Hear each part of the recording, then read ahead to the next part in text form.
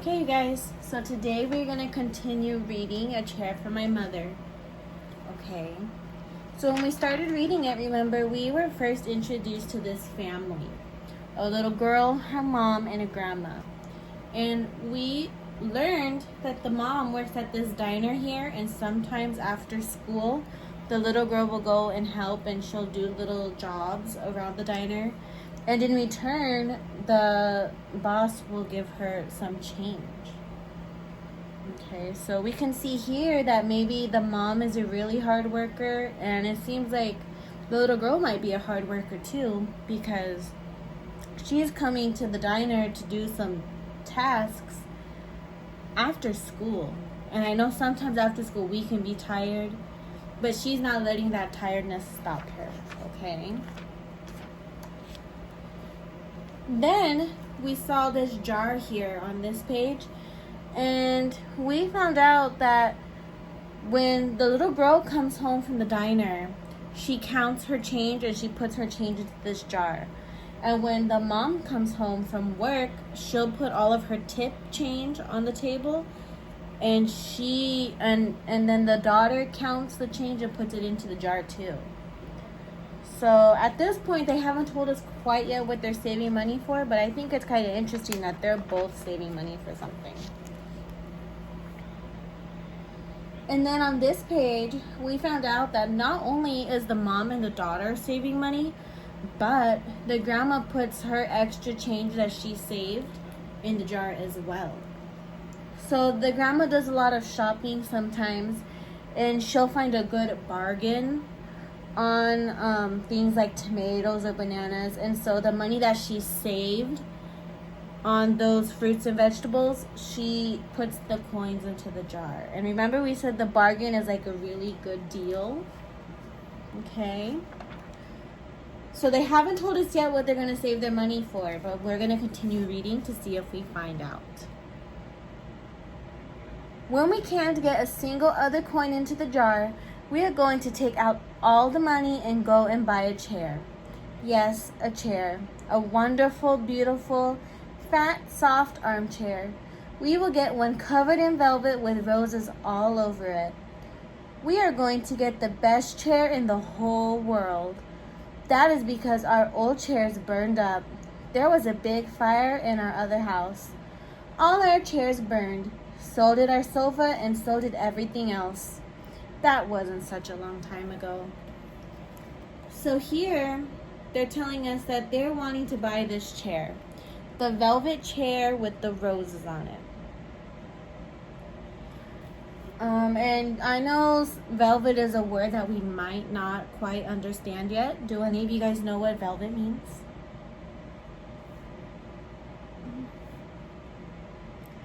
No? That's okay, because that's a new word for us. Velvet is a type of material that stuff is made out of. And the material on it is very, very close together, so when you touch it, it's very soft.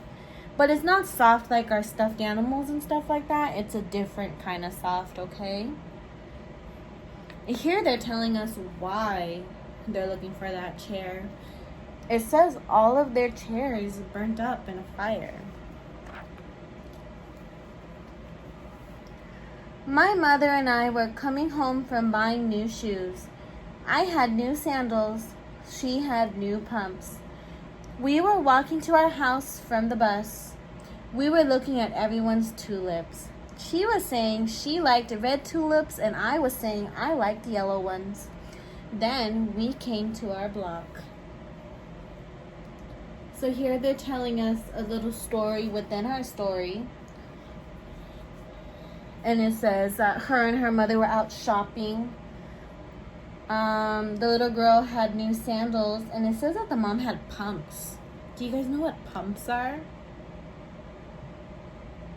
Yeah, so pumps are like high-heeled shoes that some people wear.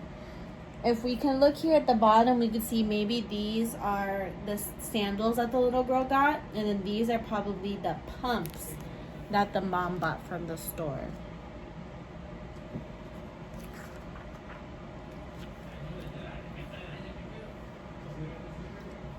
Right outside our house stood two big fire engines. I could see lots of smoke.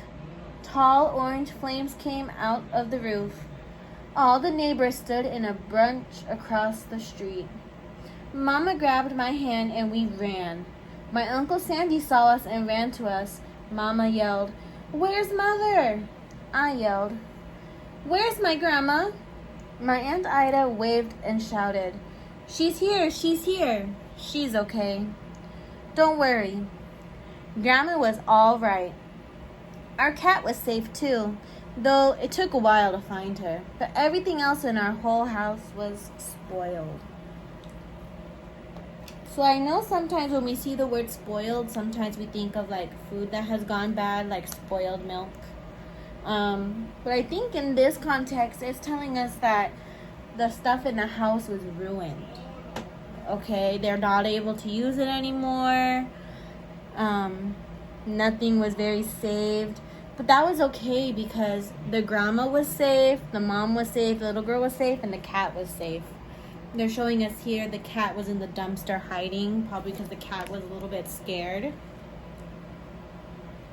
So, can you explain to me how this fire affected the family?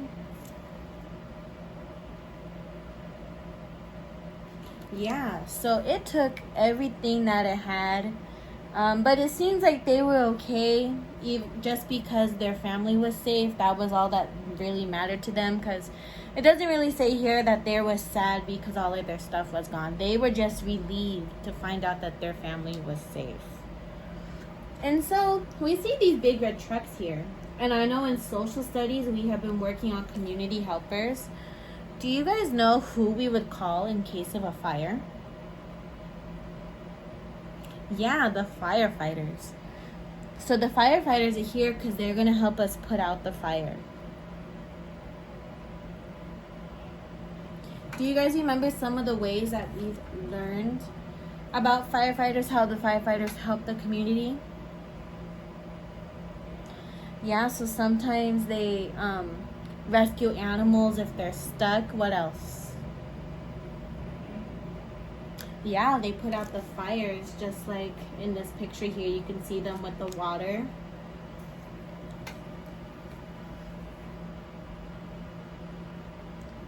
Yeah, so I'm sure there's a lot of different ways that we can, that firefighters can help our community, okay?